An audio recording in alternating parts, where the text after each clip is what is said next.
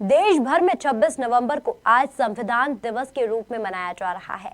वहीं मध्य प्रदेश के गृह मंत्री डॉक्टर नरोत्तम मिश्रा का कहना है कि साल 2015 में देश के प्रधानमंत्री नरेंद्र मोदी ने संविधान दिवस मनाने की परंपरा शुरू की। वहीं उन्होंने विपक्ष कांग्रेस पर हमला करते हुए कहा कि कांग्रेस ने कभी एक परिवार से आगे की नहीं सोची। जो शहीद हुए 26/11 में उन सबको नमन, उनका वंदन और उनसे प्रेरणा कि उनकी शहादत को व्यर्थ नहीं जाने देंगे। आतंकवाद को जड़ मूल से समाप्त करेंगे। मोदी जी के नेतृत्व में देश आतंकवाद के खिलाफ वैश्विक लड़ाई लड़ रहा है। फिजिकल लड़ाई देश के अंदर और बौद्धिक लड़ाई विश्व के अंदर। पूरा देश साथ हो और ऐसी आसुरी शक्तियां जो आतंकवाद का अप्रत्यक्ष समर्थन करती हैं, एक लड़ाई उनके अंदर भी है। एक लड़ाई बाहर से, एक लड़ाई अंदर से। और 26/11 की बरसी पर इन दोनों का स्मरण करते हुए हम उन शहीदों को नमन करते। कांग्रेस ने कभी संविधान दिवस जैसी बात सोची ही नहीं, क्योंकि संविधान समिति के अध्यक्ष आदरणीय बाबा साहब अम्बेडकर जी थे और वो चाहते ही नहीं थे कि उनके खानदान से ऊपर किसी का नाम हो, इसलिए कभी संविधान दिवस का सोचा ही नहीं गया। 26 जनवरी की आत्मा आज 26 नवंबर में ही बसती है।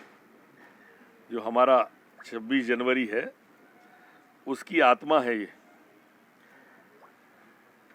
जो संविधान की दुहाई देते हैं उन्हें बताना चाहता हूं कि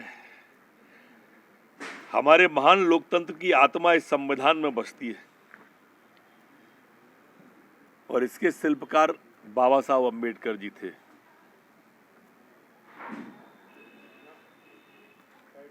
आज का दिन एक नमन करने का दिन है। हमारे संविधान को तुष्टीकरण का ग्रंथ बनाने की जिनने कोशिश की, उनसे प्रार्थना भी है कि वास्तव में संविधान का सब पालन करें। और संविधान के साथ साथ आम जन से भी निवेदन है कि जिस तरह से संविधान का ग्रंथ हमारे लिए गीता की तरह है, उसी तरह से लोगों को अपने कर्तव्य का भी बोध है। आज करोना काल है और हमारे अपने अपने कर्तव्यों का भी ज्ञान और बोध होता रहना चाहिए, जिससे संविधान को और मजबूती मिलेगी। 26/11 मुंबई हमले की बात कर रही है पंजाब सरकार। ये ध्यान भटकाने की किसानों की कोशिश है। किसानों का वोट कर्जा माफी के नाम पर वहां भी ले लिया मध्य प्रदेश की तरह और कर्जा माफ नहीं किया। अब ये ध्यान भटकाने की एक कुत्सित प्रयास है।